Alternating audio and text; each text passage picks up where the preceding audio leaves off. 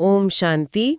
प्यारे भाई बहनों, आज हमारे सामने है 22 दिसंबर 2025 की शिव बाबा की मुरली। और इसकी जो मुख्य बात है वो ही अपने आप में बहुत गहरी है।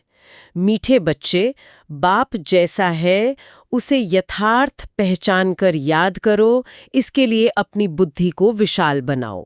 ओम शांति।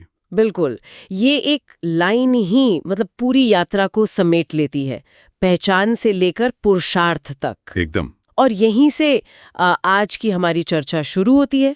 ये मुरली एक तरह से एक पूरी यात्रा है ना? हाँ, बिल्कुल। ये शुरू होती है सबसे बुनियादी सवाल से कि हम जिसे याद कर रहे हैं वो असल में है कैसा। और फिर ये हमें दिखाती है कि उस एक सही पहचान से कैसे हमारी पूरी दुनिया की परिभाषा, हमारे लक्ष्य, सब कुछ बदल जाता है। और मजे की बात यह है कि मुरली कहती है बाप बहुत साधारण है। यही सबसे बड़ा एक तरह से पहेली है। हाँ, यही मैं पूछने वाली थी। एक तरफ मुरली कहती है यथार्थ पहचानो, और दूसरी तरफ कहती है कि वो बहुत साधारण है। तो इस साधारणता में जो असाधारणता छिपी है उसे कैसे समझें? अब मुरली में ही एक बहुत सुंदर उदाहरण से मिलता है। यहाँ यथार्थ पहचान का मतलब है उनके भौतिक रूप से परे, उनके सूक्ष्म अशरीरी स्वरूप को समझना। अच्छा। बाबा कहते हैं कि उनसे कोई पूछे कि क्या बाप दादा गर्म कपड़े पहनते हैं? अब सोचने वाली बात है, इसका क्या जवाब होगा? आमतौर पर तो कोई भी हाँ ही कहेगा, क्योंकि शरीर तो है सामने। पर शिव बाबा का जवाब क्या होगा? वो कहते हैं मैं थोड़ी गर्म कपड़े पहनूंगा, मुझे ठंडी नहीं लगती। ओहो। ठंड तो उस शरीर को लगती है जिसमें वे प्रवेश करते हैं। वे तो इन सब बातों से निर्लेप हैं, न्यारे हैं। उन्हें न भूख लगती है न प्यास। सेवा करते हुए भी वे इन शारीरिक अनुभवों से पूरी तरह अलग हैं। वाह। यही उनकी यथार्थ पहचान है। कर्म में होते हुए भी कर्म के बंधनों से, शरीर की अनुभूतियों से परे।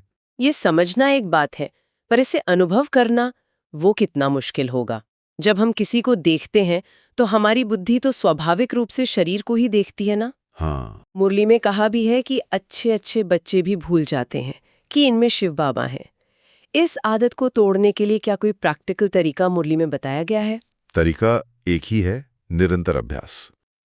मुरली साफ कहती है कि ये माया का प्रभाव है। अच्छा। माया याद करने नहीं देती, बुद्धि को भटकाती है, वो याद को ठहरने नहीं देती। इसीलिए ये एक लगातार चलने वाला एफर्ट है। और शायद इसीलिए मुरली ये भी साफ कर देती है कि कर्मातीत अवस्था, यानी कर्म के प्रभाव से पूरी तरह मुक्त हो जाने वाली स्टेज, वो हमें अंत में ही हासिल होगी। अभी कोई ये दावा नहीं कर सकता। बिल्कुल, ये एक दिलासा भी है और एक लक्ष्य भी। दिलासा इसलिए कि अगर आज हमारी अवस्था ऊपर नीचे होती है तो घबराना नहीं है। सही बात है। और लक्ष्य इसलिए कि हमें पता है पहुंचना कहाँ है। बाबा कहते हैं मेहनत करते करते पिछाड़ी में आखिर वो अवस्था होनी जरूर है। और इस यात्रा के लिए जो फ्यूल चाहिए वो है विशाल बुद्धि। अपनी छोटी छोटी बातों, देह अभिमान, मैं, मेरा, इन सब से ऊपर उठकर ही बाप को और उनके इस निरालेपन को जाना जा सकता है। इसी विशाल बुद्धि से जुड़ा एक और गहरा पहलू इस मुरली में है। यहाँ एक शब्द आता है जो हम सबने सुना है, गरीब निवाज। हाँ, पर मुरली इसका मतलब पूरी तरह से पलट देती है। आमतौर पर हम सोचते हैं जो गरीबों को पैसा या खाना देता है, लेकिन यहाँ जो इंसाइट है वो बहुत गहरी है ना? ये मुरली का एक बहुत ही पावरफुल रीफ्रेमिंग है। ये हमारी भौतिक समझ को आध्यात्मिक बना देती है। कैसे? यहाँ गरीब का मतलब धनहीन नहीं है। बाबा पूछते हैं मुझे गरीब निवास क्यों कहते हैं? क्या मैं पैसे बांटता हूँ, कपड़े देता हूँ? नहीं। वो कहते हैं मैं तो गरीब अर्थात पतितों को जिनमें ज्ञान नहीं है उन्हें ज्ञान देकर पावन बनाता हूँ। अच्छा, तो इसका मतलब ये हुआ कि दुनिया का सबसे अमीर इंसान भी अगर उसके पास ज्ञान नहीं है, अगर वो विकारों में पतित है, तो शिव बाबा की नजर में वो गरीब है। एकदम। और सिर्फ गरीब ही नहीं, अनाथ भी। हाँ, मुरली कहती है कि ये दुनिया ही अनाथों की है। अनाथ। हाँ, मतलब जिसका कोई नाथ, कोई मालिक, कोई संभालने वाला ना हो। जब तक बाप नहीं मिला तब तक सभी अनाथ थे। चाहे कोई कितना भी धनवान हो, चाहे कोई पद्मपति ही क्यों ना हो, उसका धन तो अल्पकाल का है। बाबा के शब्द हैं, ये पैसे आदि तो सब मिट्टी में मिल जाने वाले हैं। तो सच्चा साहूकार बनना मतलब ज्ञान रत्नों से भरपूर होना। ये तो पूरी परिभाषा ही बदल देता है कि हम किसे अमीर और किसे गरीब समझते हैं। बिल्कुल, बाबा हमें ज्ञान रत्नों का वो अविनाशी धन देते हैं जिससे हम सिर्फ इस जन्म के लिए नहीं बल्कि हमेशा के लिए। हाँ, सदा के लिए साहूकार और सनाथ बन जाते हैं। जिनके पास ज्ञान है, जो रूप बसंत हैं, वो सनाथ हैं, और जिनके पास ज्ञान नहीं, वो अनाथ हैं। तो अगर हमें ज्ञान रत्नों से साहूकार बनना है तो जाहिर है कि जो मिट्टी में मिलने वाली दौलत है और ये जो पुरानी दुनिया है उससे मोह हटाना होगा। बिल्कुल। और यहीं पर मुरली में वो गीत आता है, यही बहार है दुनिया को भूल जाने की।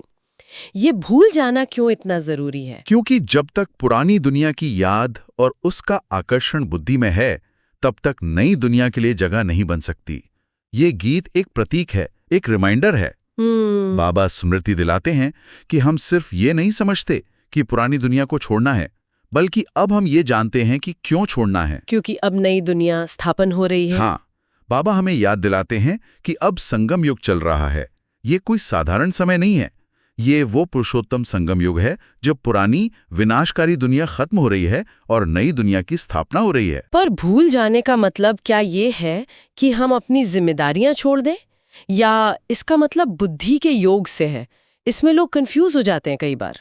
मुरली इसे बहुत स्पष्ट करती है। भूलने का मतलब पलायन करना नहीं है, बल्कि बुद्धि का योग हटाना है। अच्छा। आप कर्म करते रहो, अपनी जिम्मेदारियां निभाओ, लेकिन आपकी बुद्धि का कनेक्शन, आपका लगाव, आपका फ्यूचर, वो सब बाप और नई दुनिया की याद से जुड़ा हो। ये शिफ्ट सिर्फ इसी संगम युग पर संभव है। बाबा केवल कल्प के इसी एक छोटे से युग पर आते हैं, ना सतयुग में, ना त्रेता में। उनका आने का समय निश्चित है, और यही वो समय है जब वो हमें ये अविनाशी वर्षा देते हैं। ठीक है, तो हमने बाप को पहचाना, अपनी सच्ची अमीरी को समझा और पुरानी दुनिया से बुद्धि हटाने की जरूरत को भी जाना। अब सवाल उठता है कि ये सब करके पहुंचना कहाँ है? मंजिल क्या है? हाँ, मंजिल क्या है? और यहीं पर मुरली हमारे सामने लक्ष्मी नारायण बनने की एम ऑब्जेक्ट रखती हैं। ये लक्ष्य तो बहुत ऊंचा है। लक्ष्य ऊंचा है, लेकिन पढ़ाने वाला भी तो सबसे ऊंचा है। स्वयं परमपिता परमात्मा, कोई मनुष्य नहीं पढ़ा रहा। और शायद इसीलिए इस ज्ञान को सहज ज्ञान और सहज योग कहा गया है। ये सहज शब्द कभी कभी कंफ्यूज करता है। अगर लक्ष्मी नारायण बनना इतना ऊंचा लक्ष्य है तो ये सहज कैसे हो सकता है? इसमें तो बहुत पुरुषार्थ लगेगा। बहुत अच्छा सवाल है। मुरली सहज शब्द को भक्ति मार्ग की तुलना में समझाती है। भक्ति मार्ग में जन्म जन्मांतर की मेहनत है, भटकना है, ठोकरें खानी हैं, फिर भी कुछ नहीं मिलता। हाँ, फिर भी प्राप्ति कुछ नहीं। यहाँ सिर्फ एक जन्म का फोकस्ड एफर्ट है और प्राप्ति 21 जन्मों की जीवन मुक्ति। इसीलिए बाबा कहते हैं सेकंड में जीवन मुक्ति। अच्छा। सहज इसलिए क्योंकि इसका आधार बहुत सरल है, मनमना भव। बस बाप को याद करो और पवित्र बनो। हाथ से कामकाज करते हुए भी दिल यार की तरफ। बिल्कुल, आत्मा का योग परमात्मा से लगा रहें। कोई जटिल कर्मकांड या मुश्किल हठ योग नहीं है, बस एक प्यार भरा सच्चा संबंध है। सहजता इस संबंध में है, इस याद में है। पुरुषार्थ तो है, लेकिन वो भटकने वाला पुरुषार्थ नहीं है। तो वो फोकस्ड एफर्ट, वो पुरुषार्थ क्या है? इस ऊंचे लक्ष्य को पाने के लिए मुरली में सबसे पहली चीज क्या बताई गई है? सबसे पहली, सबसे बुनियादी और शायद सबसे मुश्किल सलाह है मीठा बनना। मीठा बनना? हाँ, किसी को भी मनसा वाचा कर्मणा दुख नहीं देना। मीठा बनना सुनने में बहुत सरल लगता है, लेकिन असल जीवन में गुस्सा आ ही जाता है, कड़वे बोल निकल ही जाते हैं। मुरली इस पर क्या कहती है? क्या गुस्सा करना पाप है? मुरली इसे बहुत पावरफुली फ्रेम करती है। वो कहती है जो दुख देते हैं उन्हें दुखी आत्मा कहा गया है। दुखी आत्मा? हाँ, यानी आप गुस्सा करके पहले खुद दुखी होते हैं, फिर दूसरे को दुख देते हैं। वो पुण्य और पाप को कर्म के बाहरी रूप से नहीं, बल्कि आत्मा की आंतरिक स्थिति से जोड़ती है। अच्छा। अगर आप गुस्सा कर रहे हैं तो आप पहले खुद अशांत और दुखी हैं, तो इलाज बाहर नहीं, अपने अंदर है। मतलब हमें पुण्य आत्मा बनना है, जो पहले खुद सुख शांत स्वरूप में स्थित हो और फिर वही सुख दूसरों को दे। एकदम। मुरली में बाबा बच्चों से पूछते भी हैं कि क्या तुम किसी को उल्टा सुल्टा जवाब तो नहीं देते, बच्चों पर गुस्सा तो नहीं करते। और फिर समाधान देते हैं, जितना हो सके प्यार से काम लो। इसके साथ ही निर्मोही बनने पर भी बहुत जोर है, क्योंकि मोह भी एक बड़ा बंधन है। गुस्सा, मोह, अहंकार, ये सब दुख देने वाली चीजें हैं। तो पुरुषार्थ का सार है मीठा बनना, सबसे प्यार से चलना और निर्मोही बनना। बिल्कुल, यही हमें हमारे लक्ष्मी नारायण के लक्ष्य तक ले जाएगा।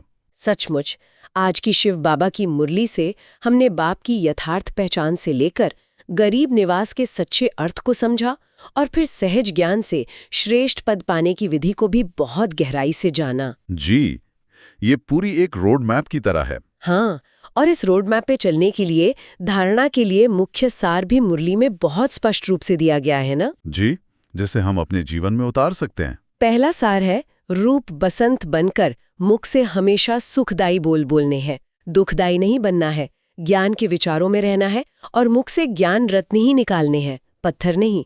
और दूसरा सार है निर्मोही बनना है, हर एक से प्यार से काम लेना है, गुस्सा बिल्कुल नहीं करना, और सबसे बड़ी सेवा जो हमने पहले भी बात की, अनाथ को सनाथ बनाने की सेवा। हाँ, अनाथ को सनाथ बनाने की सेवा करनी है। आज का वरदान भी इन्हीं धारणाओं को एक शक्ति का रूप देता है। ये बहुत शक्तिशाली है।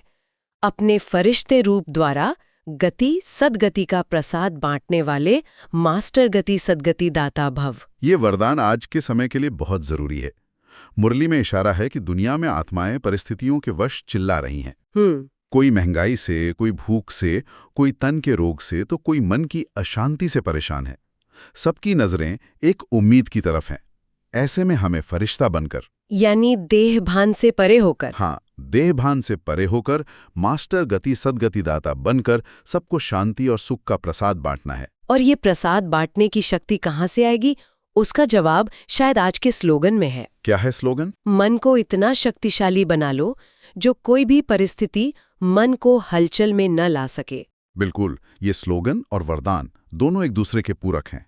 जब मन शक्तिशाली और अचल होगा तभी तो हम दूसरों को सहारा दे पाएंगे, उन्हें गति सद्गति का प्रसाद दे पाएंगे। सही बात है। एक हलचल में आया हुआ मन दूसरे को शांति नहीं दे सकता। और अंत में एक ऐसा विचार जो इस मुरली के अंत में एक अव्यक्त इशारे के रूप में दिया गया है और जो सच में सोचने पर मजबूर कर देता है। मुरली कहती है कि अब सेवा के कर्म के बंधन में भी नहीं आना है। हाँ, ये बहुत सूक्ष्म अवस्था की बात है। कर्मातीत बनने की निशानी। हाँ। हमारी सेवा, हमारे स्टूडेंट्स, हमारा स्थान, मुरली कहती है कि ये भी एक कर्म बंधन है, एक मेरापन है।